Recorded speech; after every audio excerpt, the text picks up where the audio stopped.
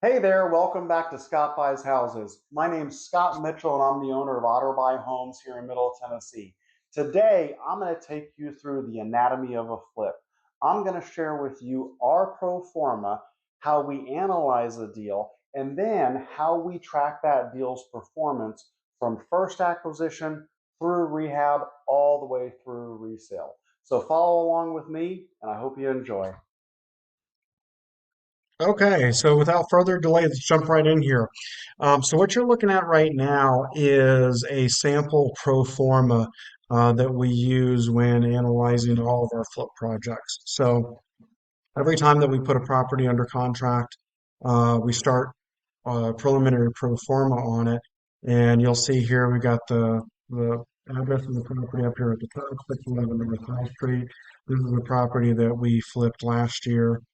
And then this spreadsheet here is our pro forma that shows you how we go into analyzing the deal. So let's focus on column A here first. So what you see here in column A are all of the numbers, all of the expenses and the costs that go into flipping a property. And a lot of these are kind of hidden costs, things that you don't think about until you're faced with it. So let's go through these one by one so you see all the numbers that go into flipping a property. The first item here is the ARV, or the after rehab value. This is our projected sale price, what we expect to get for the property on the back end. Now, the second item is what we pay for it on the front end, our purchase price. And then we have our hard money used and our HELOC used. So hard money lenders are financial institutions that pool money from private investors to help real estate investors to fund their flip projects in essence. So for most of our projects, we are leveraging hard money lenders along with money borrowed from our own home equity line of credit to fund our projects. So that's what these two rows are for right there. Now the rehab, this is our projected rehab costs, the closing costs on our purchase, the realtor commissions, these are the commissions that we pay upon resale of the property. And then this row here, row 9, buyer concessions. A lot of new investors, I would venture to say that almost all brand new investors overlook this, but the overwhelming majority of buyers in the market today are expecting some type of buyer concessions, meaning that they are expecting you to cover like a home warranty or some of their closing costs on their purchase. So as a general rule of thumb, we factor in 3% of the sale price to go towards buyer concessions. Next item on the list is closing costs on the sale of the property. So you pay closing costs when you purchase the property, and then again when you sell it, you pay a lot less when you sell it, but nonetheless we factor it in here. Then you have your holding costs. Your holding costs are things like your taxes, your insurance, utilities, homeowners association fees if that's applicable. So you want to factor those in there, and we usually budget for 6 months worth of holding costs. Okay. Then I have a row here for points at closing. These points are on the hard money loan used, okay? And typically it's 1% of the money that you borrow. Some hard money lenders will charge you 2 points or even up to 3 points, but they'll charge you a lower interest rate. Every hard money lender is different, but the lender that we use charges 1 point and 13% interest, which you see here in the next row. So the interest on the hard money loan is 13%. And again, we budget for 6 months of interest. Next item on our list is the interest on the HELOC. So the interest on our HELOC at that time was 7.25, and again, we budgeted for 6 months of holding the property there. And then we have our final item. This is prepaid interest and miscellaneous fees. Sometimes lenders will charge junk fees or prepaid interest, just miscellaneous costs that kind of fall into the initial closing on the purchase. So now let's dive into these columns here. I'm gonna hide column C and D so we can take this one step at a time.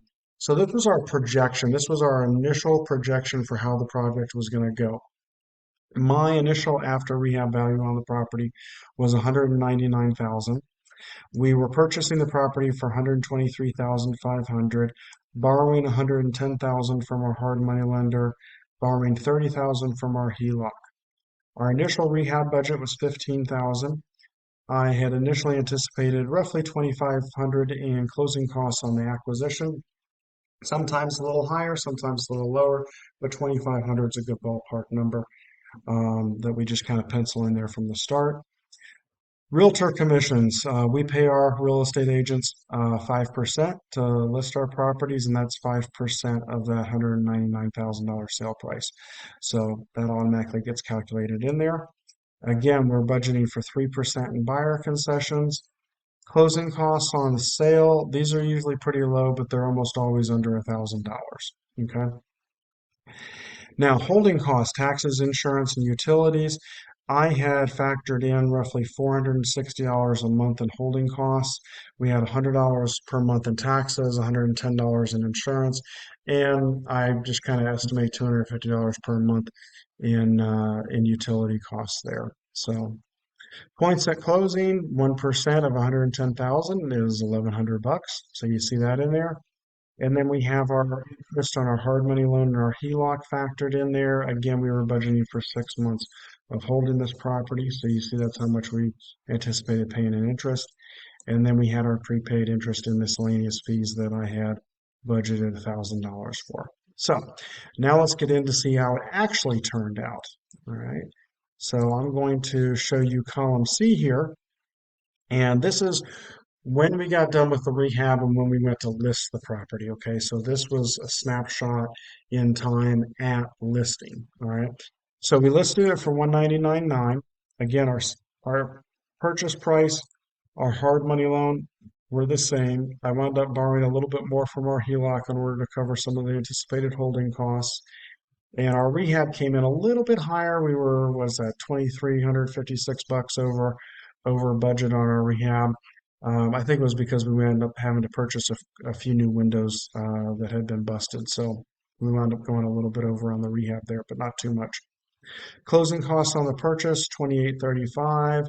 You'll see, realtor commissions, buyer concessions, that remained largely unchanged, and everything from here on down was largely the same. So no major changes there.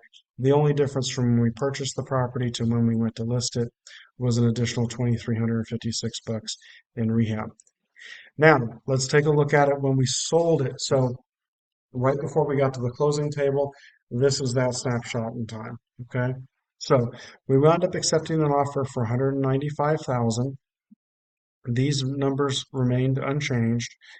We wound up spending an extra 400 bucks on repairs that came up on the inspection report. So not a big deal there. You always kind of have to anticipate I usually budget 500 to $1,000 in miscellaneous repairs that come up on a home inspection. This one only wound up costing us about $400 in repairs. So we were fortunate there.